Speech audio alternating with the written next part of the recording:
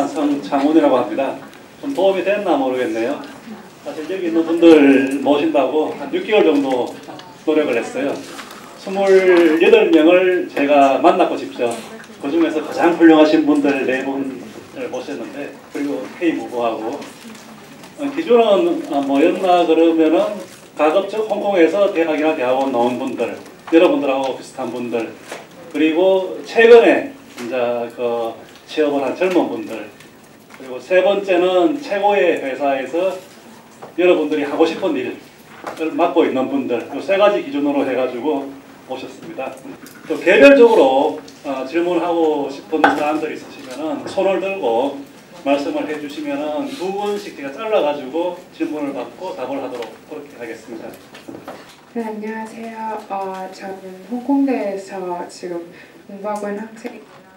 일단 유용한 정보와 말씀 다들 감사드리고요. 저의 질문은 박완기 변호사님께 드리는 질문인데, 혹시 그 일을 하시면서 광동어를 쓰는 경우가 많나요? 그리고 그러니까 취업을 할 때 중국어와 광동어의 비중이 얼마 정도 차지하고, 그리고 한국 사람이나 한국어 능력에서의 그런 어드밴티지가 있는 경우가 있나요?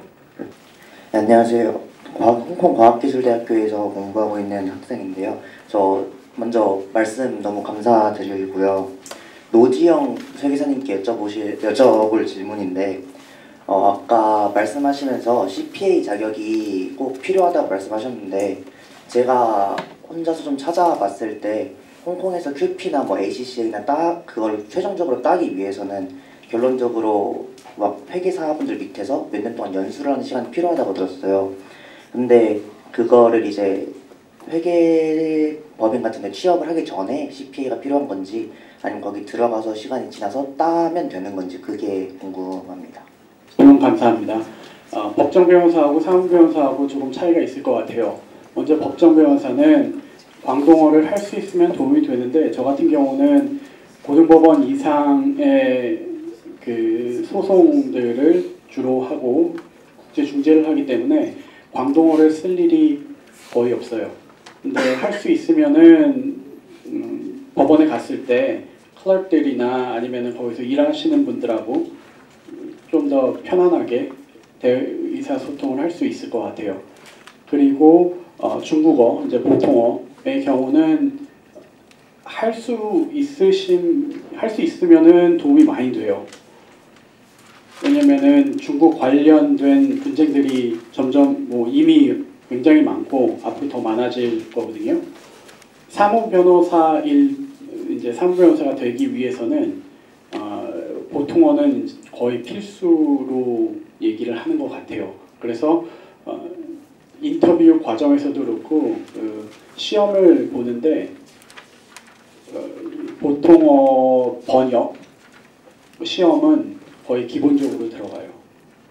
그래서 많은 부분 이제 한국 사람들이 중국어를 잘 못할 때 취업에 어려움들을 많이 겪는 거를 봤어요. 네, 질문 감사합니다. 보통 이제 아까 말씀하셨듯이 회계 자격증 시험을 다 통과하더라도 어느 정도의 경력을 쌓는 거는 필수예요. 그래가지고 이거는 이제 뭐 USCPA, ACCA, HKCPA 다 나라 자격증마다 요건이 다 달라요. 그래가지고 그런 부분은 관심 있으신 자격증 그 사이트에 가셔가지고 정말 정확히 체크를 하시는 게 중요합니다. 그리고 네, 그리고 대부분 이제 회사에 입사를 하셔가지고 시험을 보세요. 그래가지고 아까 말씀드렸듯이 홍콩 CPA도 마지막 학년에 이제 자격이 주어져요. 근데 그것도 모든 학과 학생들에게 자격이 주어지는 게 아니라 보통 어카운팅 앤 파이낸스 그쪽 공부한 친구들한테만 그게 자격이 되더라고요. 그래서 보통 이제 취업을 하고 입사가 보통 9월, 10월에 있잖아요. 그러면 6월, 7월에 커머셜 프로그램이라고 회사에서 교육을 제공해요. 그래서 그 프로그램을 수료하면은 내가 뭐 히스토리를 전공했다 하더라도 이제 홍콩 CPA에 응시할 수 있는 자격이 주어집니다. 저도 홍콩 관리대에서 공부하는 학생인데요. 전 이민아 컨설턴트님한테 드릴 질문이 있는데 아까 업무 소개하신 거 보면 대부분 파이낸셜 관련인데 이쪽 아니더라도 예를 들어서 마케팅이나 아니면 그런 쪽으로 관련 프로젝트도 있는지 궁금하고요. 그리고 그 인턴십이 끝나고 나면 이제 풀타임으로 바뀌게 되는 그런 인턴십인지 궁금해요. 법정 변호사라는 그 솔리시터에 비해서 법정 변호사로서의 어떤 점이 매력적인지 그것이 궁금하고요. 또 법정 변호사의 경우에도 PCLL 과정 수료 이전에 퓨필리지가 필수인지 그리고 만약에 필수라면 어떤 식으로 구하게 되는지 그런 것이 궁금합니다. 감사합니다. 질문 주셔서 감사합니다. 제가 근무하고 있는 부서가 FSO 어드바이저리여서 저희는 금융기업들만 상대로 컨설팅 서비스를 제공하고 있거든요. 근데 금융기업 이외의 다른 기업들 상대로 어드바이저리 서비스를 제공하는 부서는 코어 어드바이저리 부서거든요. 그래서 그쪽에 관심 있으시면 그쪽으로 알아보시면 좋을 것 같고, 그리고 인턴십은 다 이제 전환형 인턴십이에요. 근데 저희 회사에서 인턴 하신 분들 보면 대부분 다 이제 큰 문제가 있지 않은 이상 리턴 오퍼를 받는 것 같더라고요. 그래서 인턴십도 잘 알아보시면 좋은 기회가 많을 것 같습니다. 왜 법정 변호사를 하는 게 재밌는지 아니면 좋은지, 저도 이제 뭐 아들 둘이 있고 홍콩에서 살다 보니까 여러 가지 스트레스도 있고 업무적인 것도 있고 한데 머리가 좀 빠져요. 그랬을 때 가발을 쓸 수 있으니까 그래서 좋은 것 같고, 저는 소송 변론을 하는 변호사가 되고 싶었어요. 그래서 저한테는 소송 변호사, 국제 중재를 할 수 있는 변호사의 매력이 굉장히 크고요. 그리고 케이스마다 다 다르거든요. 사실관계가 다 다르고 내가 대리하는 고객이 다르기 때문에 같은 업무가 계속 반복되지 않아가지고 그런 면이 재밌는 것 같아요. 사무변호사 이제 트랜잭션을 하는 사무변호사분들하고 얘기를 해보면은 계속 반복적인 업무를 하게 돼가지고 거기서 좀 힘들다. 이제 내가 변호사로서 머리를 조금 더 쓰면 좋겠는데 뭐 그렇게 말씀하시는 분들이 있어요. 근데 그거는 뭐 자기가 원하는 그리고 하고 싶은 일을 하면 되는 거니까 특별히 좋은 대로 자기 선택을 하면 되는 것 같고, 그리고 필플리지는 거의 필수예요. 법정 변호사가 되고 싶으면은 나중에 체인버에 들어가야 되는데 그때 좋은 체인버에 들어가는 게 굉장히 중요하거든요. 로펌하고 똑같아요. 좋은 로펌에 들어가는 거, 좋은 체인버에 들어가는 게 굉장히 중요한데 퓨필리지, 이걸 미니 퓨필리지라고 해요. 인턴십을. 미니 퓨필리지 대학 다닐 때 그 경험이 없으면은 나중에 퓨필리지를 지원을 했을 때 너가 진짜 법정 변호사를 하고 싶은 게 맞냐라고 하는 질문이 많이 와요. 그래서 제가 드리고 싶은 말씀은 법정 변호사를 하고 싶으시다 그러면은 될 수 있으면 많은 다양한 분야, 뭐 민사소송을 주로 하는 체인버나 아니면은 형사소송을 주로 하는 체인버, 다양하게 미니 퓨필리지를 많이 하시면 도움이 될 것 같아요. 이제 변호사님이랑 이제 호텔님이랑은 이제 보니까 이제 평생 업으로 이제 생각을 하고 계신 것 같은데, 이제 특히 컨설팅 쪽은 제가 듣기로 이제 중국에서 이제 뭐 스트래티지 컨설팅 쪽은 조금 한국 사람이 많이 없다고도 많이 들었고, 그래서 혹시 이 분야를 지금 하고 계신 일을 평생 일로 생각을 하고 계시는 것인지? 질문 감사합니다. 컨설팅에 이제 관심을 가지게 되는 그 분들이 크게 두 가지로 나뉘는데요. 첫 번째는 진짜로 컨설팅에 관심이 있어서 컨설팅에 일하고 싶으신 분들, 그리고 두 번째는 이제 무엇을 하고 싶은지 정확히 모르겠어서 컨설팅은 여러 산업 관련된 프로젝트를 하잖아요. 그래서 그 경험을 통해 거기에서 정말로 관심이 생기는 분야에 더 이제 나중에 이직을 하기 위해 컨설팅을 먼저 선택하시는 분들도 계세요. 첫 직장으로. 저 같은 경우에도 저도 컨설팅 인턴십을 하면서 컨설팅 쪽에 관심을 가지게 되긴 했지만 전공은 경제랑 금융이고 정확하게 어디 한 군데 가고 싶다는 걸 못 고르겠어서 금융 서비스 관련 컨설팅을 하면 좋겠다고 생각을 해서 컨설팅에 지원을 하게 됐어요.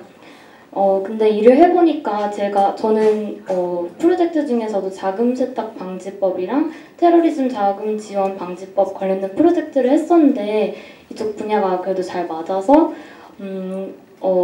나중에는 이제 경제 정책적으로 일을 하고 싶다는 생각도 많이 들더라고요. 근데 저 말고도 다른 분들 같은 경우에도 컨설팅이 좋아서 계속 컨설팅 분야에 남아 계시는 분들도 계시고, 그래서 EY에서 계속 이제 승진해서 파트너까지 가시는 분들도 있고, 다른 컨설팅 펌으로 가시는 분들도 계시고, 그리고 특히 리스크 쪽 프로젝트는 은행의 인터널 오디시나 오퍼레이션 쪽 부서와 비슷한 일을 하기 때문에 이제 은행 쪽으로 이직하시는 분들도 많이 계시고 그런 것 같아요.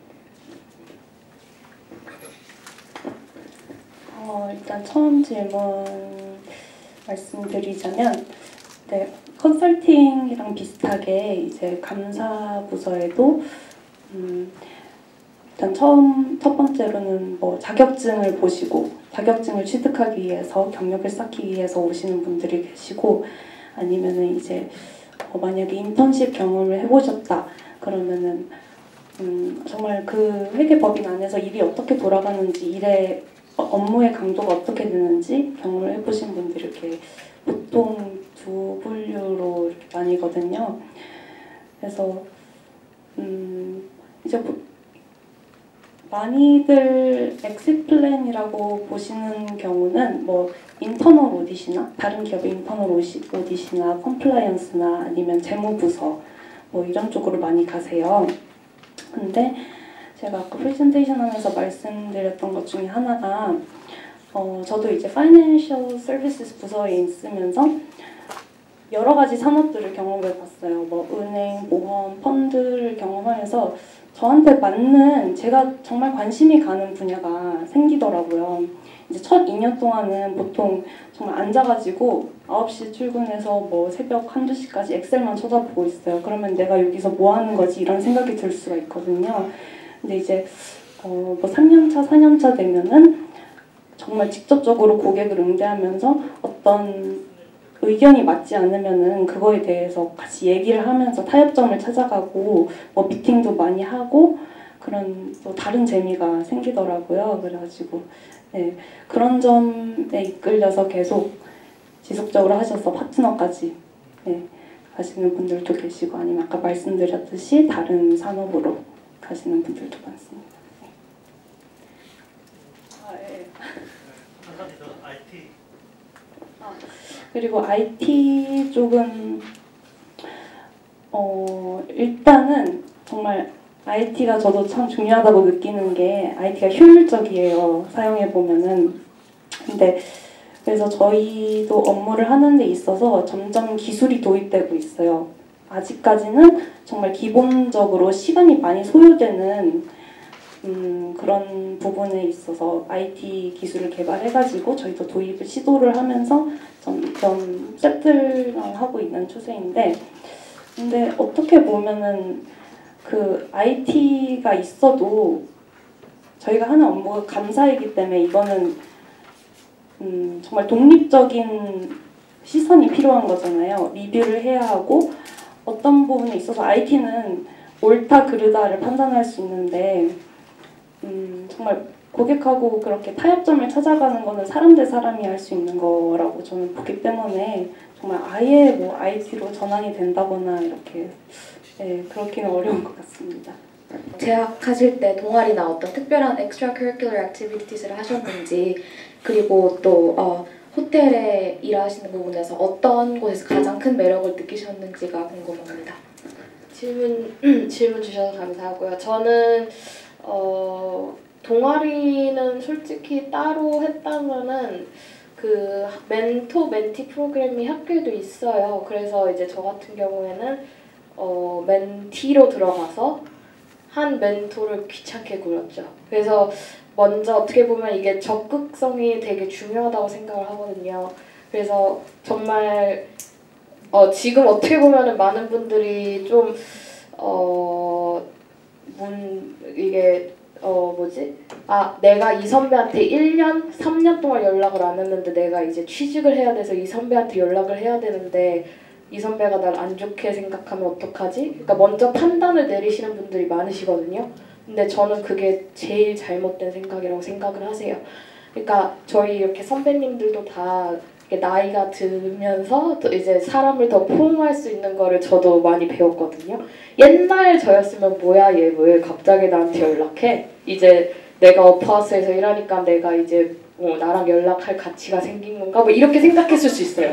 하지만 지금은 그게 아닌 그때 이제 저가 정말 힘들었던 때를 생각하니까 이제 그 후배를 이해하게 되고 그래서 이제 멘토 멘티 프로그램 이런 거 그리고 이제 외국인 익스체인지 스튜던트 도와주는 그런 프로그램이 또 있어요. 그런 걸로 이제 나는 호텔리어로서 약간 준비가 됐다. 나는 어떻게 보면 사람을 도와야 하고 사람의 서비스업이잖아요. 그래서 그런 부분으로 저는 약간 보여드렸죠. 그 이제 인터뷰한테 이제 나는 이런 프로그램을 해서 처음 홍콩 온 친구들한테 적응하게 도와줬고 그리고 나는 멘토 멘티 프로그램 하면서 멘티로 들어갔지만 지금은 이제 내가 멘토로 하면서 내가 이런저런 한 것을 이제 후배들한테 많이 알리고 있다 뭐 이런 식으로 하고 있고요. 두 번째 질문이 뭐였죠? 호텔에 일하시는 부분에서 어떤 매력이요? 매력은 정말 많은데요. 일단은 여러분들이 정말 몇천 원 뭐 아니면 정말 많이 내면은 한 끼에 100만 원도 내야 하는 그런 음식들 있죠. 그런 거 무조건 한 번씩은 다 먹어봐야 돼요. 그러니까 그런 정말 귀한 음식 같은 거 접할 기회가 지금 이 나이에 많지는 않으실 거거든요. 그런 것들을 내가 먹어봐야지, 네가 먹어봐야지 손님들한테 설명을 할 수 있지 않냐 하면서 그런 매력도 있고요. 그리고 제가 아까 말씀드렸다시피 홍콩에 정말 너무나도 다양한 사람들이 많이 오세요. 그래서 저 같은 경우도 지금 어퍼하우스에서 한국인이 지금 2명이 지금 1명이 더 들어와서 2명이 있는데 제가 혼자 있을 때는 거의 코리안 VIP를 제가 다 담당을 해서 했어요.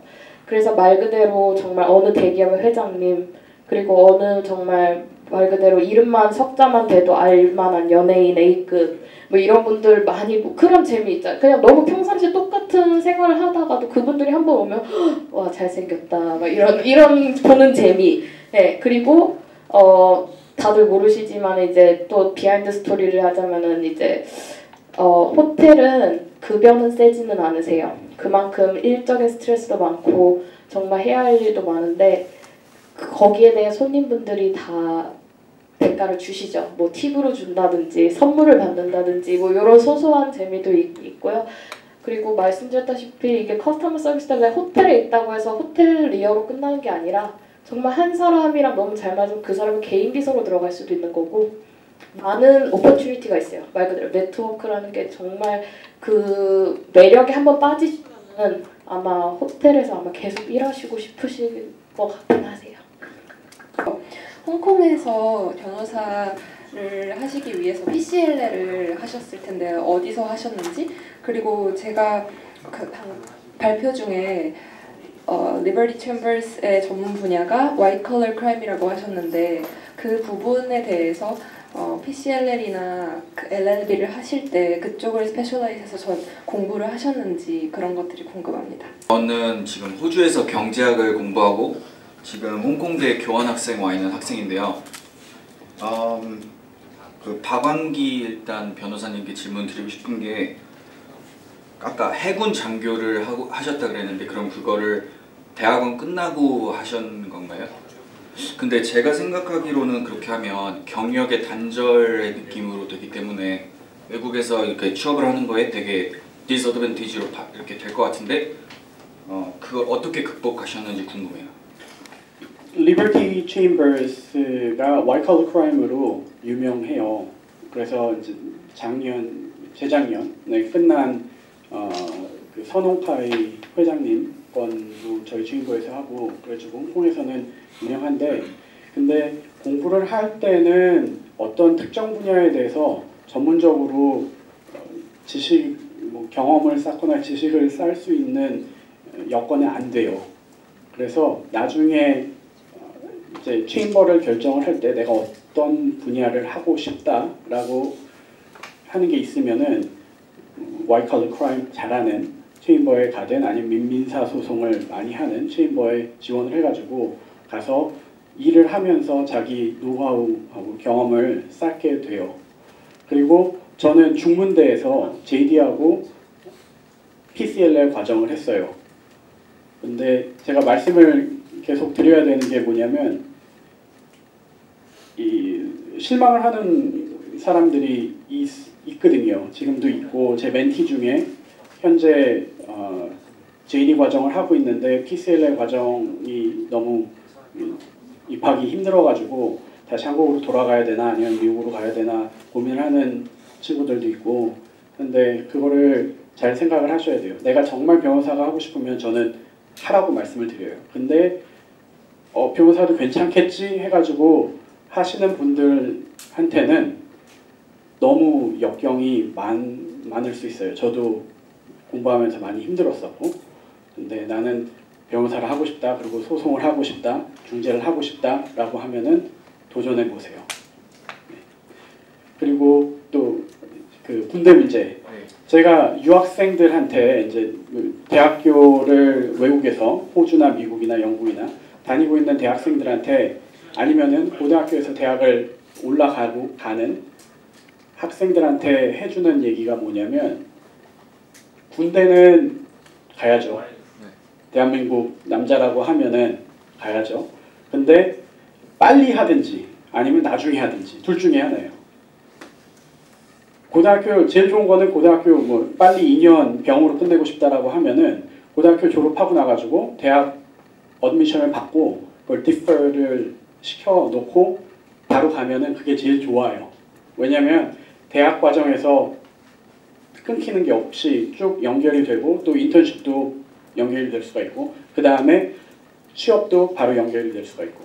근데 저 같은 경우는 대학원까지는 공부를 하고 싶었어요. 제가 학부 때하고 대학원 때는 정치학을 공부를 했는데 쭉 공부를 하고 싶었고, 그리고 저는 장교를 하고 싶었어요.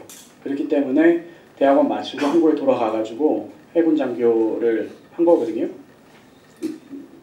장교를 했기 때문에 보통 장교 3년 이제 6개월 정도 하는데 준비 과정도 있고 튀어 나오는 것도 있고 생각을 한다 그러면은 4년 이상 돼요. 그럼 20대, 전 20대 제 반을 군대를 준비하고 군대에서 복무하는데 썼는데, 사실 그 경험이 굉장히 도움이 많이 돼요. 지금 일을 하는데. 저 같은 경우는 제 고객분들이 한국 기업들이 많은데 한국 아저씨들하고 앉아가지고 얘기할 때 군대 얘기하면서 바로 소통이 이루어지거든요. 그래서 도움이 많이 돼요. 근데 커리어를 놓고 봤을 때는 조금 지연이 되는 게 없지 않아 있죠. 네, 제가 저희 회사에서는 나이 때문에 디스어드밴티지를 받았던 분은 없었던 것 같아요. 그 되게 다양한 경험을 갖고 나중에 컨설팅 펌에 입사하는 분들도 계셔서 매니저분들도 다 나이대가 다양하고 그렇기 때문에 나이 때문에 불이익을 받으실 것 같진 않아요. 고생하셨고 다들 오늘 선배들 이야기 잘 듣고 취직하고 원하는 일로 갔으면 좋겠습니다. 감사합니다.